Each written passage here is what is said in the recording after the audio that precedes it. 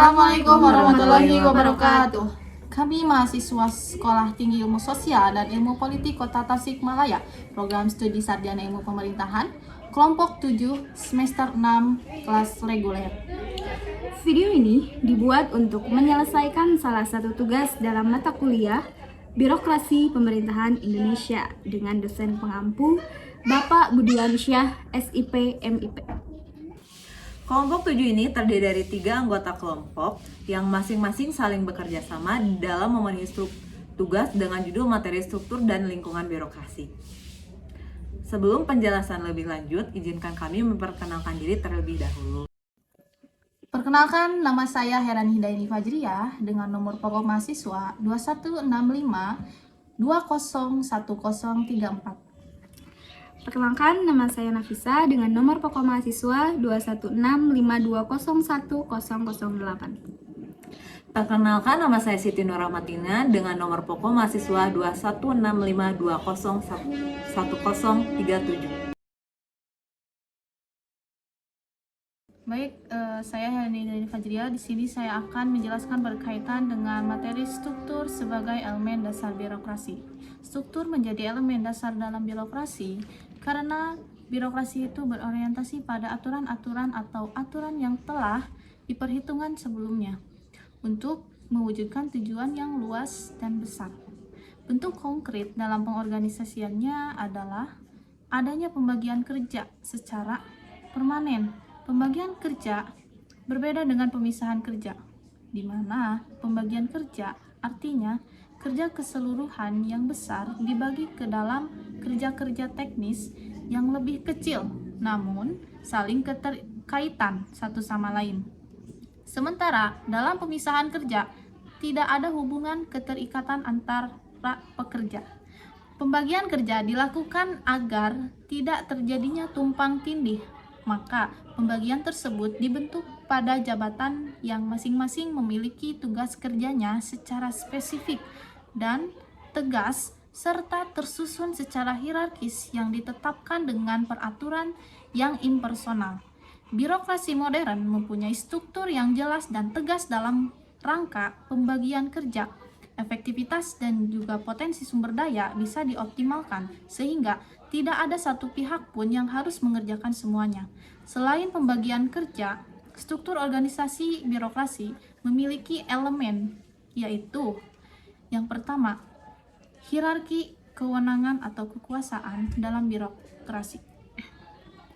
Struktur birokrasi berorientasi pada pembagian kerja yang bersifat horizontal, juga vertikal, di mana secara vertikal pekerja yang memiliki tingkatan lebih tinggi memiliki tanggung jawab untuk mengkoordinasikan pekerjaan-pekerjaan bawahannya. Semakin tinggi kedudukan pekerja, maka semakin tinggi pula pekerjaan yang harus dikoordinasikan. Dalam menjalankan tugas koordinasi tersebut, maka diperlukan kewenangan atau kekuasaan. Tanpa adanya kekuasaan yang lebih tinggi, maka dia tidak bisa melaksanakan tugas pengkoordinasiannya secara efektif. Dan inilah yang membentuk hierarki kewenangan atau kekuasaan.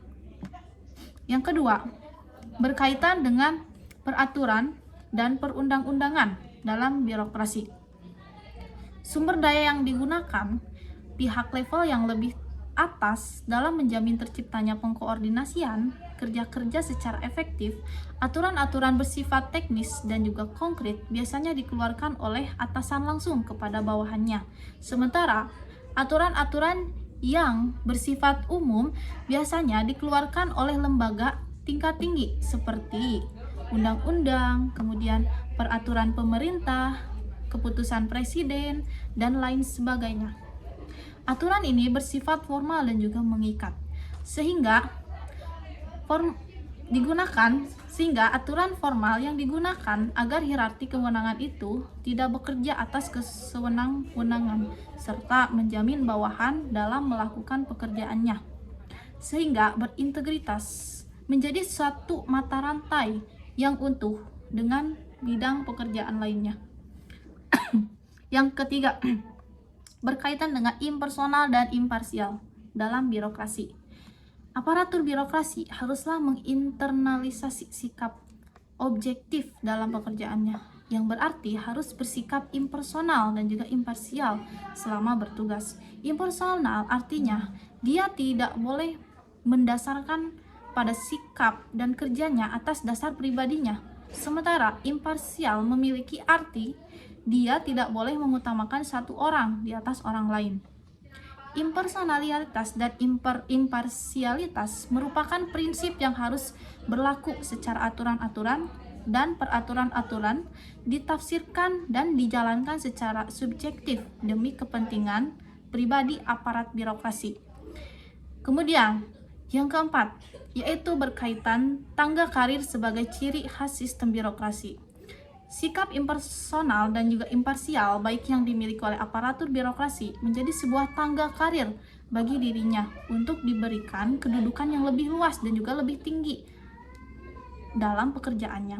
Ini merupakan suatu bentuk penghargaan yang harus diberikan secara adil dan juga objektif agar dengan demikian setiap individu memiliki kesempatan yang sama untuk berkembang ke arah tugas yang lebih besar dan lebih tinggi lagi. Ini akan menjadi sumber motivasi bagi aparatur birokrasi untuk bekerja dengan kualitas yang sebaik mungkin. Di sini saya akan lanjutkan materi yang kedua berkaitan struktur birokrasi dalam konteks di Indonesia. Struktur hierarki birokrasi di Indonesia dilihat pada masa Orde Baru, di mana terdapat ada pemerintahan pusat dengan presiden sebagai pimpinannya, yang dibantu oleh wakilnya serta para menteri dalam menjalankan tugasnya. Di lapis berikutnya, ada pemerintah daerah tingkat 1, yang mana dipimpin oleh gubernur yang memiliki 2 jabatan eksekutif, yaitu sebagai kepala birokrasi. Kemudian yang kedua adalah sebagai kepala daerah yang memiliki birokrasinya sendiri. Pada lapisan berikutnya, ada pemerintahan daerah tingkat 2, yang dipimpin oleh birokrasi pusat di tingkat kabupaten ataupun kota madya, serta kepala daerah yang memiliki birokrasinya sendiri. Kemudian di bawahnya juga terdapat ada kecamatan, dan di bawahnya juga ada desa-desa ataupun kelurahan. Dalam struktur itu, pemerintah pusatlah yang bertindak sebagai pembuat kebijakan, sementara gubernur sampai dengan lapisan bawahan hanyalah pelaksananya saja dan tidak turut membuat kebijakan. Bangunan administrasi pemerintahan pusat didasarkan pada 10 asas dalam pengorganisasiannya. Di antaranya, yang pertama, berkaitan dengan prinsip pembagian tugas, yang artinya semua dan fungsi pemerintahan harus diserahkan pada institusi sehingga tidak ada lagi tugas pemerintahan yang tak tertangani. Yang kedua, berkaitan dengan prinsip fungsionalisasi, yang mana dalam pengimplementasian sebuah tugas pemerintahan ada satu institusi yang secara fungsional bertanggung jawab atas tugas tersebut. Yang ketiga, berkaitan dengan prinsip koordinasi, di mana adanya pengorganisasian di antara institusi-institusi yang relevan jika dan manakala diperlukan. Yang keempat, berkaitan dengan kesinambungan dalam pengimplementasian tugas pemerintahan tidak boleh bergantung pada keberadaan salah seorang pegawai negeri sipil, namun bergantung pada institusi-institusi. Yang kelima, berkaitan dengan prinsip keluasan, artinya mampu beradaptasi dengan kondisi baru. Yang keenam, berkaitan dengan prinsip akordin, yang berarti bahwa organisasi itu bisa membesar atau mengecil ukurannya, selaras dengan beban kerja yang harus diselesaikannya. Kemudian yang ketujuh, ada prinsip pendelegasian wewenang, bahwa tugas-tugas bisa didelegasikan jika memang penting, dan bahwa unit-unit yang menjalankan tugas-tugas yang didelegasikan itu harus bisa mengimplementasikan tugas-tugas tersebut. Kemudian yang kedelapan, di sini ada asas rentang kendali, yang berarti bahwa dalam menentukan jumlah unit atau staf yang menjadi tanggung jawab pengawasan dari satu jabatan harus dipertimbangkan hal-hal yang bisa membatasi pelaksanaan kepemimpinan dan juga kontrol secara efektif. Yang kesembilan, berkaitan dengan asas jalur dan staf, berarti adanya pembeda antara unit unit yang menjalankan tugas pokok organisasi dengan unit yang memiliki peran pendukung bagi pengimplementasian tugas tersebut. Kemudian yang ke-10 berkaitan dengan asas kejelasan pembangunan penjabaran secara jelas tentang struktur internal serta pembagian tugas dan tanggung jawab dari berbagai unit dan jabatan yang ada dalam organisasi tersebut. Kemudian dilihat dari secara kelembagaan, pemerintah pusat terdiri atas beberapa tipe organisasi, yaitu yang pertama berkaitan dengan organisasi yang melaksanakan tugas dan fungsi pokok pemerintahan, yaitu departemen-departemen yang dipimpin oleh seseorang menteri ataupun menteri non-departemen seperti koordinasi dan menteri negara yang memiliki kantor sendiri. Kemudian yang kedua yaitu berkaitan organisasi yang bertanggung jawab atas tugas-tugas dan fungsi yang spesialis yang tidak dicakup oleh departemen, yang disebut dengan lembaga pemerintah non-departemen yang bertanggung jawab kepada presiden.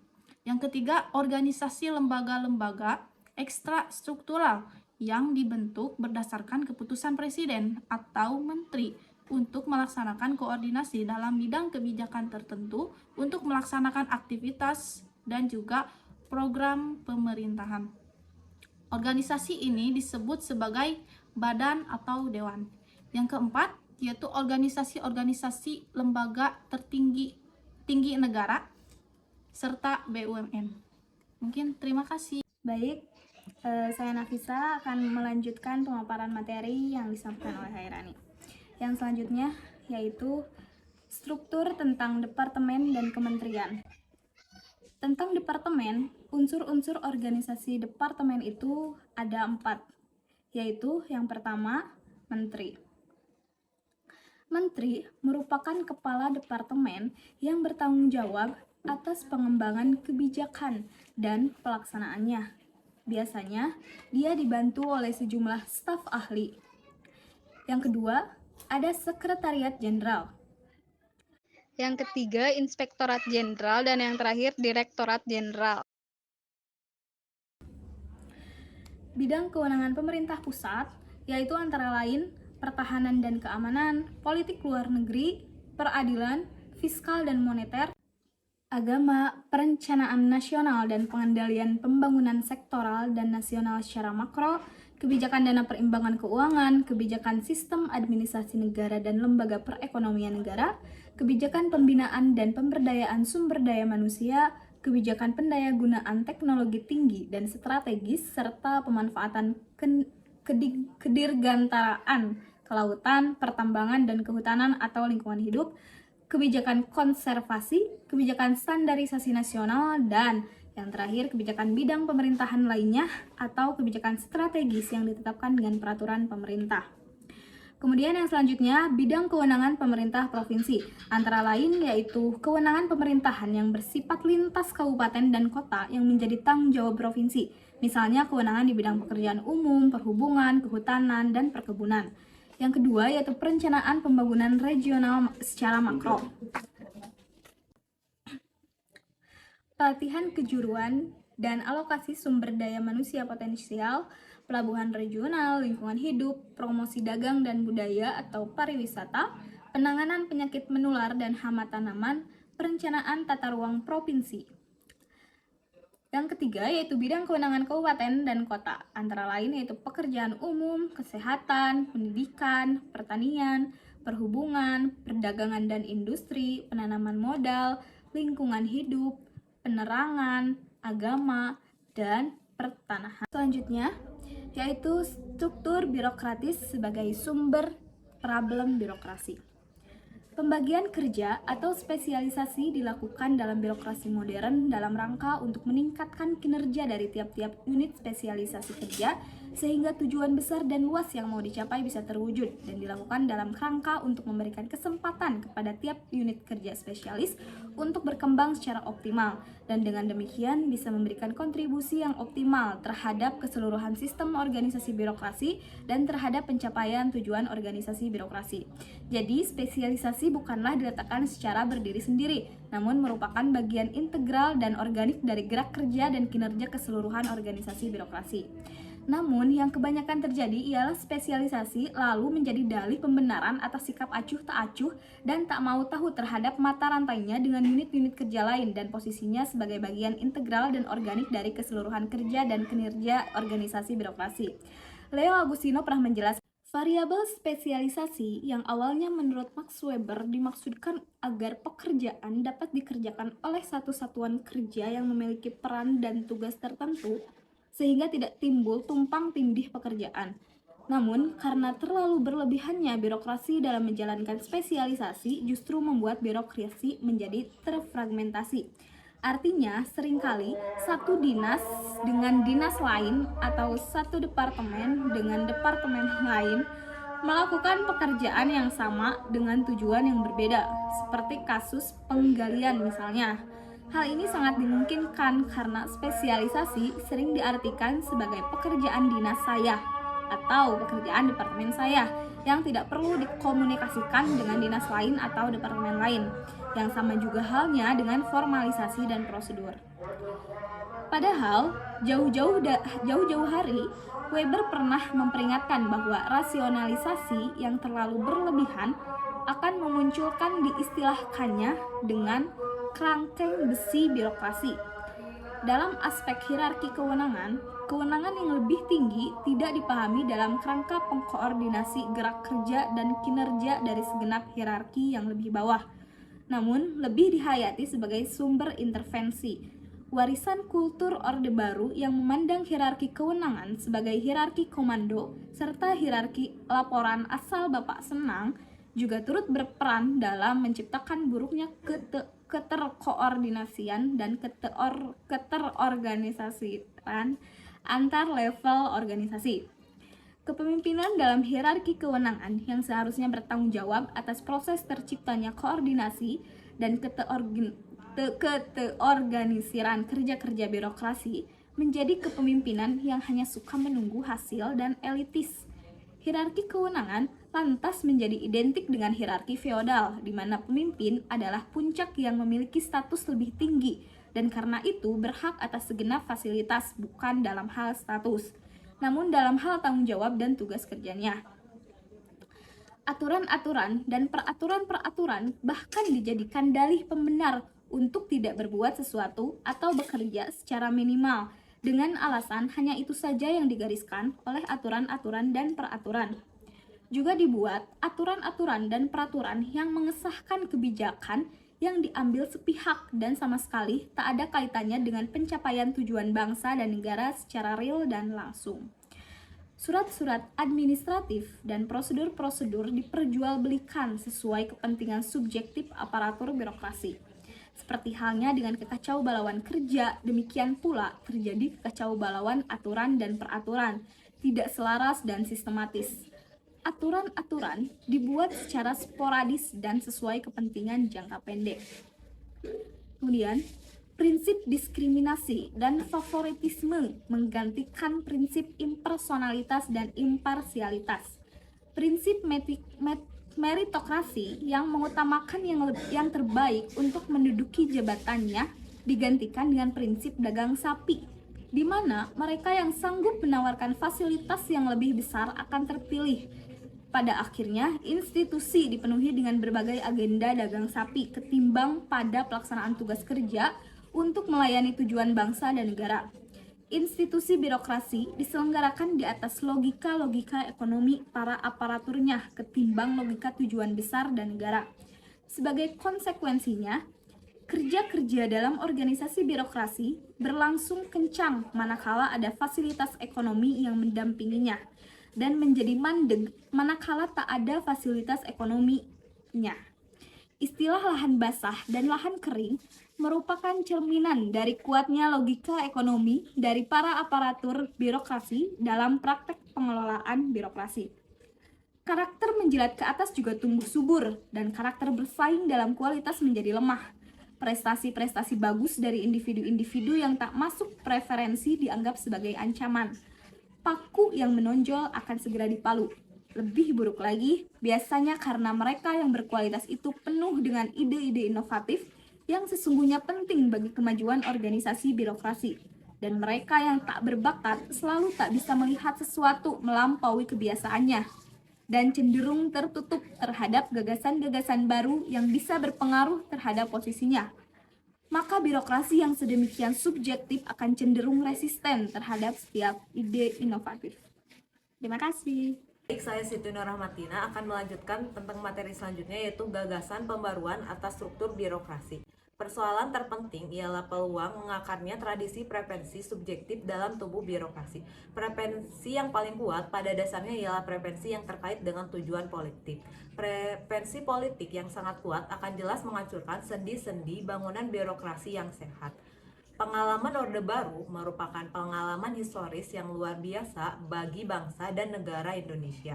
Karena pengalaman itu memberikan kepada bangsa Indonesia pengalaman langsung mengenai birokrasi yang dimobilisasi dan dikelola demi tujuan-tujuan politik ketimbang untuk melayani tujuan dan esensinya yang sejati sebagai birokrasi. Benar bahwa secara formal Peraturan Pemerintah Nomor 66 Tahun 1970 menetapkan bahwa pegawai negeri hanya boleh memiliki monoloyalitas, dan Peraturan Menteri Dalam Negeri Nomor 12 atau Permen 12 menetapkan bahwa pegawai negeri tidak boleh menjadi anggota partai politik manapun. Namun, dalam kenyataannya selama pemilihan umum tahun 1971, semua pegawai negeri diinstruksikan untuk memberikan suaranya bagi Golkar. Sejak saat itu, secara sistematis dan berkelanjutan, pegawai negeri dibentuk sebagai basis pendukung politik bagi suatu partai politik ketimbang sebagai birokrasi yang profesional dan rasional. Menurut Leo Suryadinata, peraturan perundangan di Indonesia mengatur bahwa semua pegawai negeri adalah anggota Kopri. Kopri sering dianggap sebagai komponen Golkar. Menurut majalah Topik, pegawai negeri dan keluarga-keluarga mereka akan menyumbang 20 juta suara yang sepertiganya saja sudah cukup untuk memenangkan Golkar dalam pemilu. Penting dicatat bahwa sebelum pemilu 1982 ada peraturan baru yang menetapkan seluruh kepala desa menjadi pegawai negeri. Seorang ilmuwan politik menganggap hal ini merupakan sebuah strategi efektif yang diterapkan oleh pemerintah karena hubungan bapak anak buah di Indonesia masih kuat, khususnya di daerah pedesaan di mana mayoritas penduduk Indonesia tinggal. Menteri-menteri berkampanye untuk Golkar jauh sebelum masa kampanye yang resmi dimulai. Penundukan secara vulgar birokrasi terhadap kepentingan partai politik tertentu tanpa mengembangkan orientasi yang kuat dan mengakar terhadap pelayanan publik jelas telah menyimpang dari semangat birokrasi sebagai instrumen bagi pencapaian tujuan bangsa dan negara. Pemerintah lebih sibuk dalam usaha-usaha menjadikan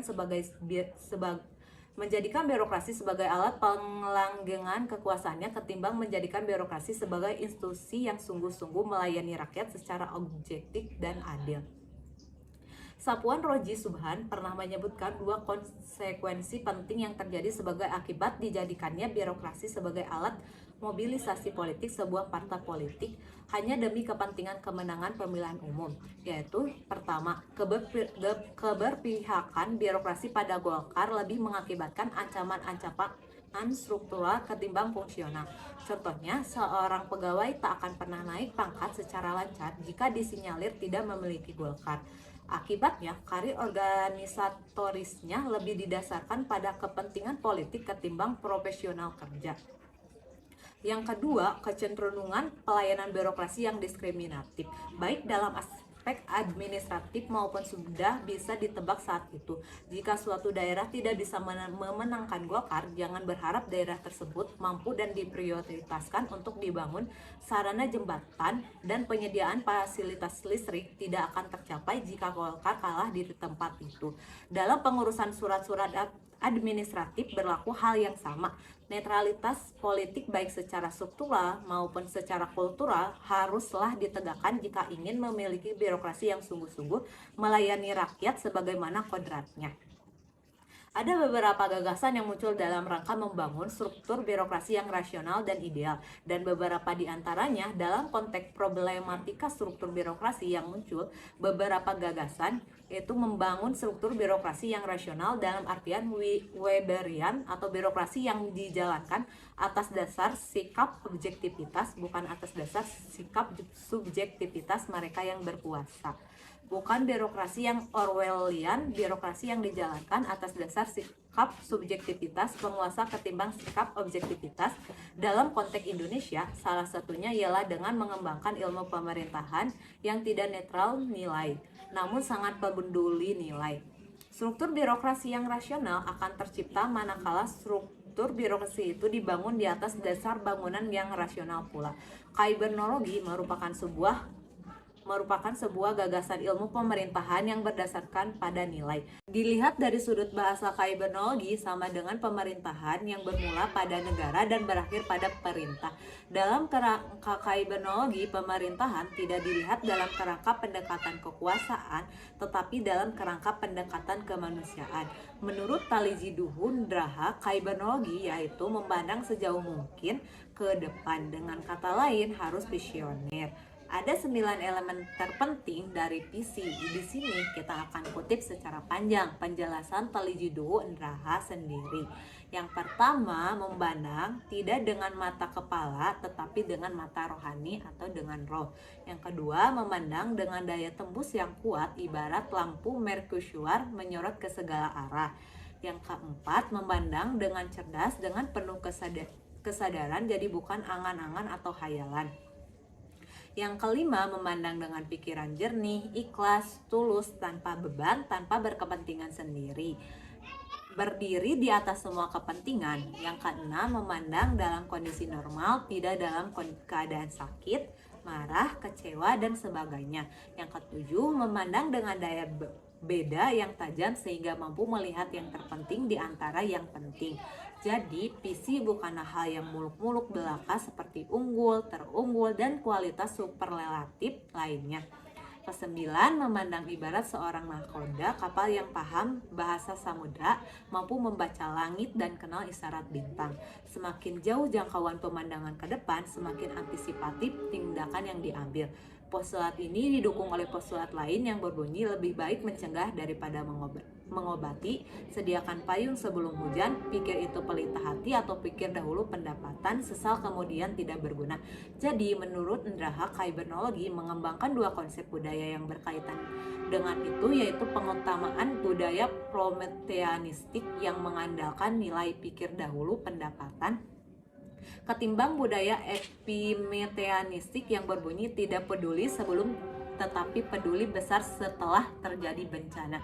Lalu lakukan dulu persoalan kemudian, atau enaknya diawak, pahitnya diurang. Untuknya pemerintah memiliki alat untuk menjalankan proses reformasi. Dasar hukum bagi pelaksanaan reformasi tersebut tertuang dalam Undang-Undang Nomor 43 Tahun 1999 dalam fungsi Komisi Layanan Publik Nasional yang terbentuk. Terima kasih. Jadi, kesimpulannya yaitu adanya struktural dalam birokrasi menunjukkan pada pemisahan dan pembagian kerja secara hierarkis kekuasaan. Pemisahan dan pembagian tersebut dilaksanakan demi tercapainya tujuan negara serta memiliki elemen dalam pengorganisasiannya. Pada masa Orde Baru, birokrasi pemerintahan di Indonesia bersifat sentral karena pembuatan kebijakan dilaksanakan langsung oleh pusat serta dalam pelaksanaannya dilakukan oleh pemerintah daerah. Adanya Undang-Undang Nomor 22 Tahun 1999 tentang pemerintah daerah memberikan hak otonomi sehingga pola hubungan antara pemerintah pusat dan daerah turut mengubah struktur kelembagaan birokrasi Indonesia. Akan tetapi, perubahan struktur birokrasi pasca Orde Baru memberikan problem yang tak terselesaikan hingga saat ini. Dalam konteks problematika struktur birokrasi yang muncul beberapa gagasan, yaitu membangun struktur birokrasi birokrasi yang rasional dalam artian Weberian, bukan birokrasi Orwellian yang dijalankan atas dasar sikap subjektivitas penguasa ketimbang sikap objektivitas. Sekian pemaparan presentasi dari kelompok kami. Terima kasih. Sampai jumpa. Bye-bye.